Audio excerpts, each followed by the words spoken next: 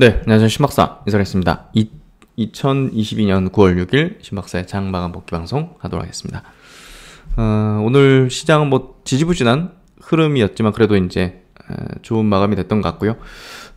미국 선물이 그래도 이제 장중에 플러스 흐름을 좀 내어주면서 그래도 나쁘지 않았던 마감, 그리고 뭐 거래대금은 좀 줄긴 해가지고 관망세가 좀 짙긴 했지만요. 그래도 상승 종목수가 월등히 많았던 흐름이었습니다.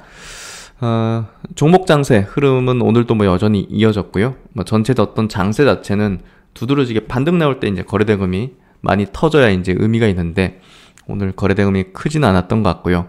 어쨌든 종목 중심 또 이슈 중심으로 한번 시장 전체를 한번 정리해 보도록 하죠.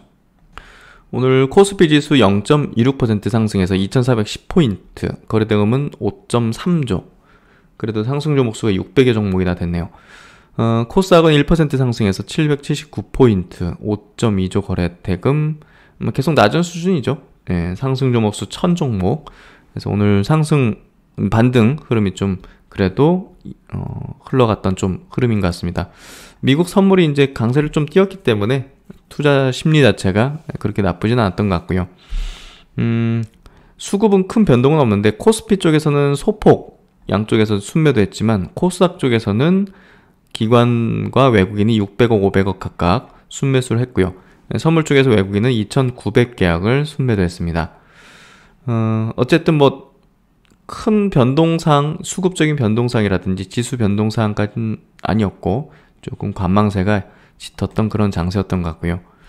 오늘 아시아권 증시, 니케이 증시도 이제 보합 정도. 홍콩이 0.3% 빠졌고 대만이 0.1% 상승, 보합이었네요. 상해 증시만 이제 1.3% 강세를 좀 띄는 흐름을 보여줬고, 어제 독일 증시가 2% 밀리긴 했지만 밑꼬리 그면서 위로 올라갔거든요. 막판에 이 부분들은 나쁘진 않았고, 유로스톡스 50도 그렇게 많이 밀리진 않았어요.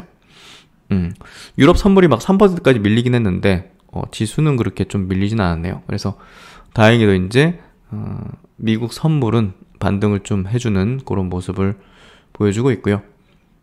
최근에 수급 자체가 뭐 엄청나게 이제 순매도가 크거나 이런 부분은 아니라서 관망세 중심으로 흘러가는 것 같습니다. 이렇게 좀 보면 될 것 같고, 환율이 계속 올라가고 있죠. 원달러 환율도 1371원, 유로달러도 고공권을 계속 이어가고 있고, 지금 유럽이 위기이기 때문에 사실 뭐 원화 약세라기보다는 달러 강세라고 표현한 게 맞죠. 달러 강세의 흐름이 글로벌적으로 굉장히 가파르게 진행이 되고 있고, 천연가스는 다시 떨어졌네요. 이게 뭐 올라갔다 내려갔다 해가지고 이제 갈피를 잡긴 어려운 흐름인 것 같고, 유가 부분도 그래도 낮은 수준을 이제 최근 들어서 좀 낮은 수준을 계속 유지하고 있습니다. 뭐 러시아가 이제 가스를 공급을 중단한 거에 비해서는 뭐 그나마 그렇게 가격적으로 세게 올라오거나 하는 흐름은 좀 아직은 아닌 것 같네요. 그래서 이런 흐름이고, 일단 뭐 미국 증시는 이제 어제 휴장이었으니까, 그래서 이렇게 좀 흘러가는 흐름이고요. 어쨌든 뭐 코스피 지수는 뭐 0.26% 상승, 오늘 뭐 거래대금도 작았고 뭐 큰 변동사항은 없었던 것 같고요. 일단은 요 주봉 차트입니다. 중장기 이제 이평 지지받고 올라왔다가 20주선 저항을 받고 빠지고 이제 약세 흐름 계속 이어가고 있고요. 코스닥도 마찬가지로 20주선을 저항받고 계속 약세 흐름을 이어가는 모습들. 그래서 여기 요걸 안 깨는 게 중요하죠. 주봉 요 장기 이평선인 주봉을 깨지 않는 게 중요한데요. 이게 720포인트.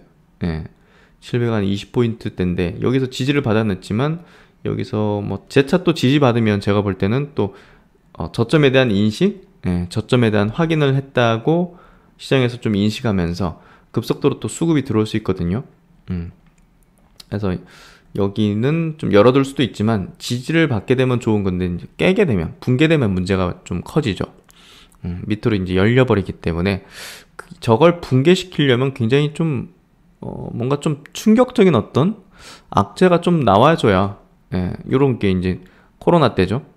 요런 어떤 강력한 어떤 악재, 이런 부분들이 있어야 이제 깨지지 않을까, 붕괴되지 않을까 싶은데, 어쨌든 여기까지는 좀 열려있는 흐름은 뭐 기술적으로 볼 때 있고요. 코스피도 마찬가지로 뭐 핵심적으로 이런 어떤 코로나 사태 같은 정말 급진적인 악재, 이런 부분이 있어야 붕괴될 수 있는 포인트일 텐데, 어쨌든 여기서 지지를 이제 받을 수도 있고요, 깰 수도 있고, 이제 그건 열려있는 상태고, 여전히 지금은 약세 흐름을 이어가는 형태가 20주선 저항을 받으면서 펼쳐지고 있다. 그렇기 때문에 이제 전체적으로 지수 차원의 어떤 뭐랄까, 우리가 보는 관점은 빠지는 관점이죠. 여기서 뭐 간다 막 이런 얘기를 할 수는 없는 흐름이니까 지금 현재. 그래서 이게 어떻게 받게 되냐면, 여기서 이제 2중 바닥이든 3중 바닥이든 저점에 대한 확인들 한다든지, 혹은 저점을 높이는 모습이 이런 식으로 전개된다든지, 저점을 높이는 식으로 전개되면서 20주선을 돌파시키는 거죠. 그래서 그런 부분들이 전개됨으로 해서 이제 추세가 좀 우리가 바뀌었다. 그리고 적극적인 투자 전략으로 대응을 할 수 있는 거죠. 그래서 지금은 그런 적극적인 어떤 투자 전략으로 대응하는 시기는 아닌 거죠. 이렇게 볼 때. 그래서 20주선에 대한 부분은 굉장히 상승 추세로 또 강세장으로 갈 때도 중요합니다. 여기서 지지가 일어나기 때문에. 근데 저항이 발생하기 시작하면 이거는 약세장으로 가는 거다. 그래서 작년 8월부터가 이제 깨지기 시작한 어떤 시점이 됐었던 거죠. 그래서 그런 흐름이고, 그래서 이제 시장보다 강한 업종을 찾는 게 중요한 전략, 핵심적인 어떤 전략이 될 것 같고요. 뭐 그런 부분에서 최근에 시장을 좀 압도하고 주도하는 그런 어떤 전환되거나 이제 정배열을 유지하고 있거나 하는 어떤 업종에 대해서 좀 주목해 볼 필요가 있는 거죠. 그래서 그런 부분들, 지수는 이렇게 좀 약세 흐름을 계속 이어가고 있는 모습들이고요. 종목으로 들어가서 오늘 시총 상위주들 나쁘진 않았습니다. 그래도 크게 빠지거나 하는 종목보다는 보합 내지는 약간 플러스 종목들이 많이 보이죠. 그래서 포스코 케미칼이 2.7% 정도 상승했고, 나머지는 뭐 1% 내외 정도의 오르락 내리락 정도, 큰 의미를 지니는 상승은 하나솔루션이 좀 셌죠. 6.6%. 그래서 신재생에너지 관련된 기업들이 오늘도 역시나 좋은 흐름들을 내어줬고요. 코스닥 넘어가서 오늘 코스닥은 성일하이텍 제외하고는 뭐 케어젠도 10% 상승, 성일하이텍이 14% 상승, 오스테임플란트도 4.8% 상승. 요 정도가 좀 강세 흐름이었고, 나머지 바이오, 2차전지 약간 뭐 보합권 왔다 갔다 하는 흐름 정도였던 것 같네요. 그죠? 큰 변동사항은 좀 없었고, 나노 신소재는 지금 신고가 흐름을 계속 이어가고 있죠. 이 부분들은 계속 말씀을 드렸던 거고, 덕산 네오록스 5.7% 상승, 삼강에밋도 2% 상승, 그리고 엔캠이 2.4% 상승. 세비킴 역시나 이제 성일하이텍 상승에 같이 동반해서 3.98% 상승. 최근에 이제 그 5G 관련 주들이 바닥권 탈출을 하는 그런 모습들이 좀 나오고 있죠.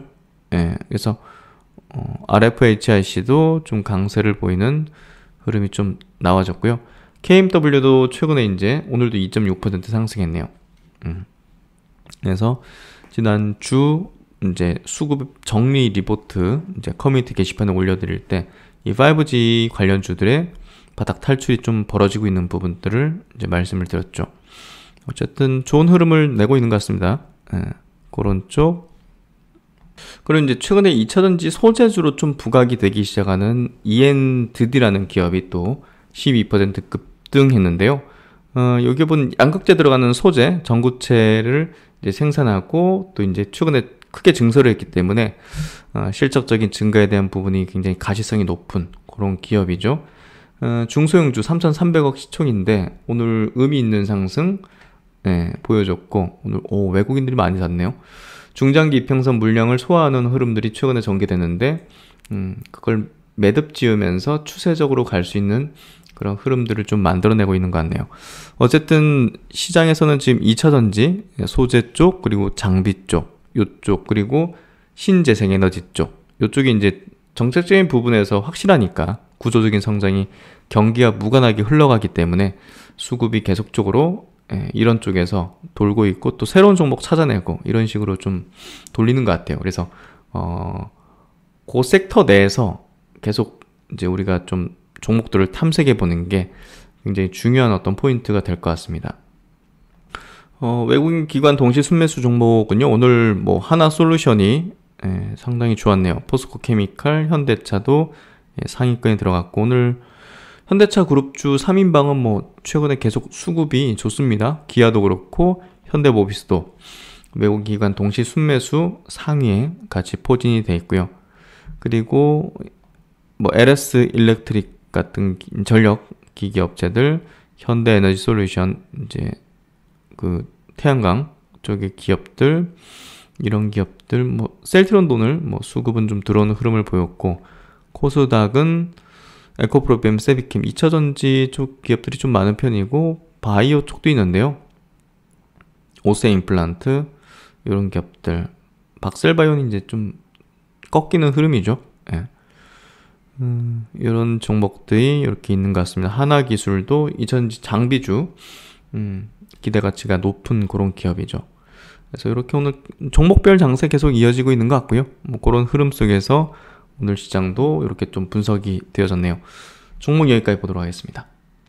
그럼 오늘 시장보다는 종목 쪽으로 한번 우리가 스터디를 하는 게 좀 중요할 것 같아요. 지금 뭐 시장이야 이제 거래대금도 많이 줄어 있고, 또 이제 관망세가 짙은 또 추석 전이기 때문에 뭐 종목별 장세가 계속 이어지는 것 같습니다.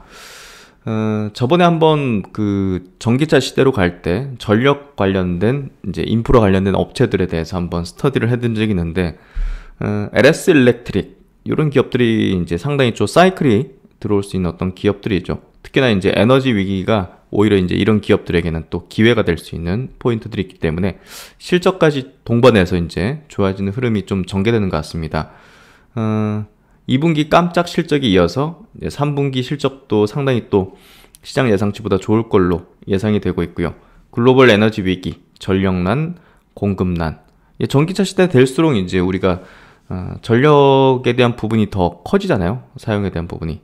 공급이 더 늘어날 수밖에 없고, 특히나 이제 유럽의 에너지 위기 자체가 신재생 에너지, 이쪽에 대한 어떤 전력기기라든지, 그래서 요런 부분들이 결국은 이제 이런 업체들에 대해서 사이클이 도래할 수 있는 어떤 가능성을 높이고 있는 상황이고요. 실제 이제 실적적인 부분에서도 이제 개선되고 있는 흐름이 전개되고 있죠. 그래서 이제 유럽 쪽에 대해서 이제 상당히 또 수주라든지 이런 부분들이 이제 많이 들어오는 부분이 큰 것 같은데요. 두 가지 포인트가 제일 중요한 것 같아요. 이제 전력기기 쪽, 이제 유럽을 중심으로 이제 신재생용 이제 고부가 직류기기 판매 호조, 그리고 두 번째는 배터리 업계 해외 사업장 건설 수요 중심으로 지금 수주 잔고가 역대 최고로 늘어난 상태라는 부분들. 그래서 3분기 실적도 시장 컨센보다 상당히 좀 상회할 걸로 전망되고 있는 부분들, 수주도 이제 충분하고 또 환율 여건 자체도 상당히 좀 우호적인 어떤 흐름들. 그래서 해외 매출 중심으로 이제 내고 있는 그런 기업들, 뭐 최근에 이제 현대차 그룹주들이 환율이 오히려 이제 우호적인 어떤 흐름으로 되고 있어서 또 그런 부분도 좋은 어떤 상황이고, 해서 지금 시장을 억누르는 어떤 매크로단의 어떤 부분들이 이제 되려 이제 좋은 부분으로 작용하는 그런 기업들에 대해서는 우리가 좀 주목해 볼 필요가 있는 것 같습니다. 그래서 이제 LS 일렉트릭 같은 경우는 전력기기는 유럽 에너지 위기로 인해서 신재생 투자 수요와 고효율 기기 수요가 증가하고 있고, 특히 유럽, 독일과 남유럽 국가 중심으로 이제 수출이 호조세다. 특히나 이제 태양광 사업 쪽은 국내 EPC 부문 선두 지위를 유지하고 있고, 해상 태양광을 비롯한 대규모 프로젝트에 강점을 가지고 있다는 부분들. 그래서 이런 신재생 쪽에 대한 포지션들을 갖고 있는 부분, 또 전력 인프라는 대기업 향으로 배전반 매출이 증가하면서 수익성 개선이 수반되고 있다. 배터리 반도체, 데이터 센터 이외에도 수주산업 분야가 다변화되고 해외 매출 비중이 증가하고 있다는 부분.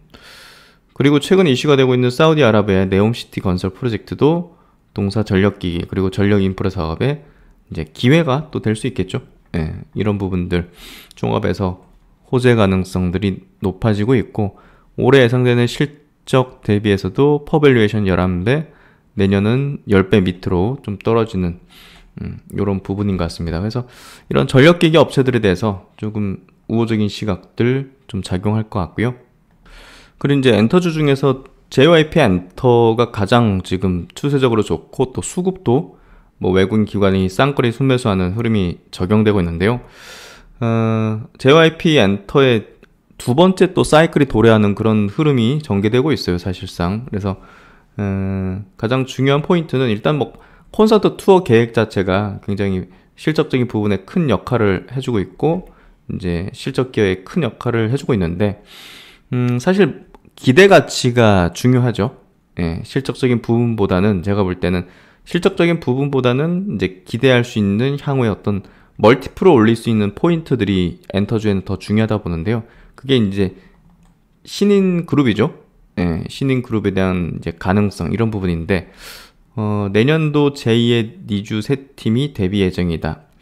그래서 내년 신인 그룹 4팀이 각각 해외 지역에서 데뷔할 예정이다. 니주의 데뷔 성공을 발판으로 여러 이제 글로벌 라인업 추가 데뷔 계획을 갖고 있다. 세 팀의 데뷔 지역은 각각 일본, 중국, 미국으로 동사의 해외 매출 비중은 확대될 것으로 전망한다. 예, 기대 부분이 있으니까 이 부분에 의거해서 이제 이게 성공할지 말지는 이제 모르는 일이고, 또 이제 그 부분보다는 주가라는 건 이제 기대하는 어떤 포인트들이 이제 작용할 때 주가가 상승하는 거니까 이게 이제 중요한 포인트가 되겠죠.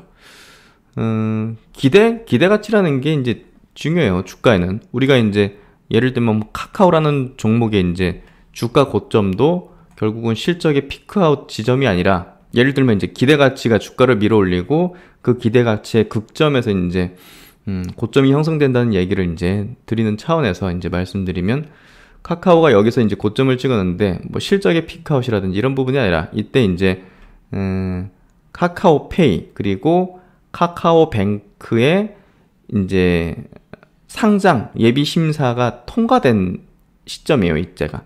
그러면 이제 가장 기대 가치가 극점이 되는 시점이죠. 가장 높은 지점. 예. 그러니까 이제 결국 엔터주에 대해서도 마찬가지예요, 사실.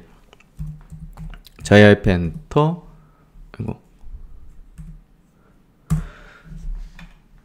JYP 엔터 같은 경우도 이제 그 기대 가치의 극점 지점.